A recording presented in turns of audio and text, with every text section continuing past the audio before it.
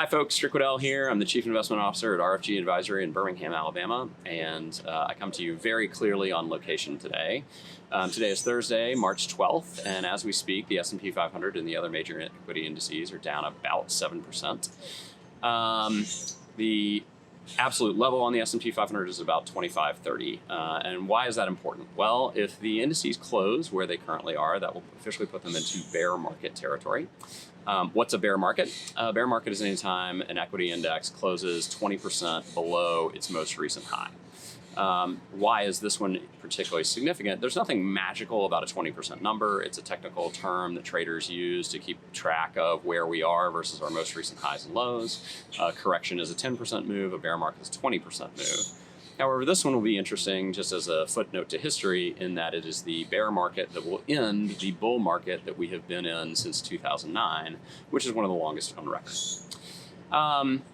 If you think about how the trading has evolved in this particular bear market, most bear markets take somewhere on the order of 4 months to achieve a 20% downdraft. This has achieved about a 20% drawdown in roughly 30 days. Which speaks a little bit to the amount of fear and the amount of uncertainty that's in the marketplace right now around the coronavirus. The other thing that I would say about the most recent trading days is that liquidity in the marketplace has been very light, which tends to exacerbate volatility because relatively smaller amounts of money moving in one direction or another have a larger impact on the overall price action of the market. So that's something to keep in mind as you think about, whether or not the market is being an accurate indicator of the overall value of the U.S. economy. Just keep in mind that with volatility spiking and liquidity somewhat low, the market's reliability as a consistent source of a valuation metric can sometimes get a little tested from time to time.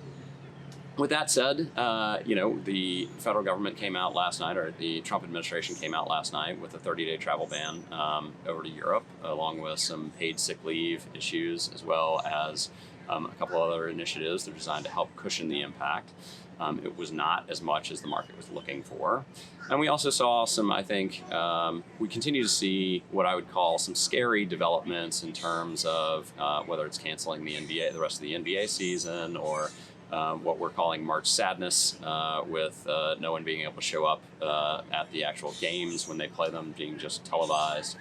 It's really, I think, starting to hit home the severity of what's going on with the coronavirus just domestically.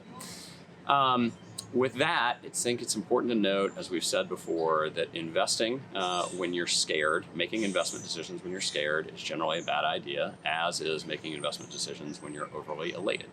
So we encourage people who are in a strategic allocation to stay the course. This is what your strategic allocation was designed to do. And we will be continuing to look at rebalancing, tax loss harvesting, and taking advantage of positions where you have, particularly a high cost basis across the scope of our portfolios. The other thing that I would just note about this particular market sell-off is that it is an event-driven sell-off. So there's a piece out from Goldman earlier this morning that was calling out this and basically pointing out the fact that there's not a major asset bubble that's popping. It's not similar to the 2008 financial crisis in terms of a subprime mortgage bubble. It's not similar to the 2001 dot-com crisis when we had equity valuations that were imploding.